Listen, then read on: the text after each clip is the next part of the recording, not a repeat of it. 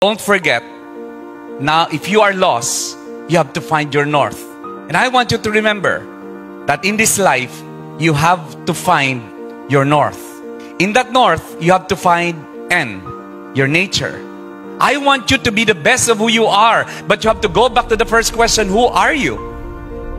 And that's the first thing you have to find, your nature. You will nurture your nature, and you should look into your competencies. You have to find your opportunities. Do you believe in luck? Luck has a formula. The formula of luck is luck equals preparedness times opportunity. When your preparedness matches the opportunity, you're lucky. Then you also should find your R. Everybody say relationships. You build that relationships, and that relationship begins at home. You have to find your relationships. And let's go to T. You have to find your track. If you're in a long journey, you're finding the track. And the track is not only where you're heading, the track is also where you've been. You have to learn how to learn. Because in this very volatile world, you have to learn how to learn.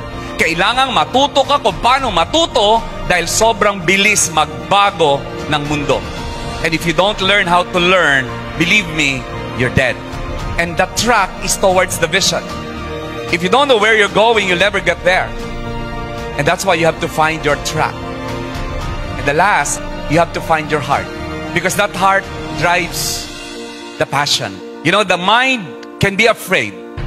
The mind can give up. But the heart won't. When you put your heart in what you do, you call that passion. And anything you do with passion becomes the best. And I want you to summarize this. And that should be a reminder to you. And therefore, in your life, you always have to find the north. And I want you to remember that for the rest of your life. Find your north.